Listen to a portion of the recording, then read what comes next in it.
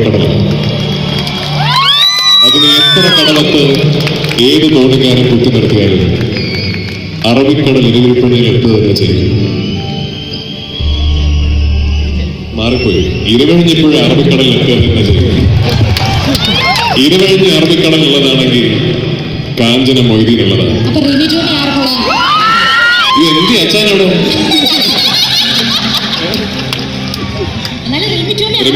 ഷഹാറൂഖ് ഖാൻ വിചാരിച്ചിട്ട് നടന്നില്ല. പിന്നാണ്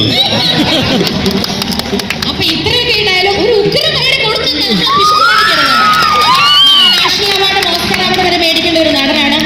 അപ്പൊ തീർച്ചയായിട്ടും പുതിയ അത് കേൾക്കട്ടെ. രാജു അസലായിട്ട് പാടും കേട്ടോ. എത്ര സിനിമയെ പാടി.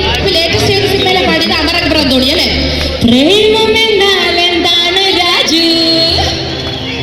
അത് കരടിനുള്ളിലെത്തിയാലറിമീ. പ്രേമമെന്നാൽ എന്താണ് രാജു? അത് കരളിനുള്ളിലെ സുപ്രിയയാണ് റിമി.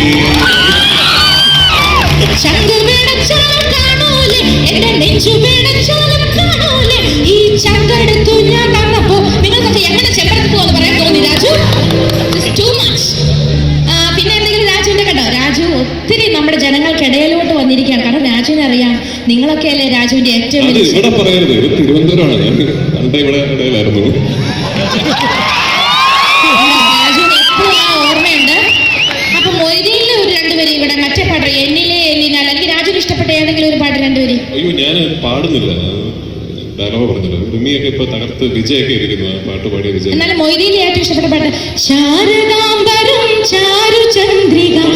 മൊയ്തീനിലെ എല്ലാ പാട്ടുകളും എനിക്ക് ഇഷ്ടമാണ്. എനിക്ക് എല്ലാ പാട്ടുകളും മൊയ്തീനിലും ഇഷ്ടമാണ്. അത് ആ സിനിമ ഞാനത് എനിക്ക് അവാർഡ് കിട്ടുമ്പോൾ പറയേണ്ട കാര്യങ്ങളാണ്. പക്ഷെ ഞാൻ ആ സിനിമ സംഭവിച്ച ഒരു വലിയ യാത്രയുണ്ടായിരുന്നു. ഒരു 2 വർഷക്കാലം ഞാൻ ആ സിനിമ യെസ് എന്ന് പറഞ്ഞതിന് ശേഷം ഒരു 3 വർഷം എടുത്തു. പിന്നീട് ഒരു 2 വർഷക്കാലം ആ സിനിമയുടെ പിറകെ വിമലും ഞാനും നിന്നു. അപ്പൊ അത് മൊയ്തീനിലെ ഓരോ പാട്ടും ഓരോ സംഭാഷണവും ഓരോ സീനും തിയേറ്ററിൽ നിങ്ങൾ തന്ന ഓരോ കൈയടിയും എനിക്ക് ഒരുപാട് പ്രിയപ്പെട്ടതാണ്.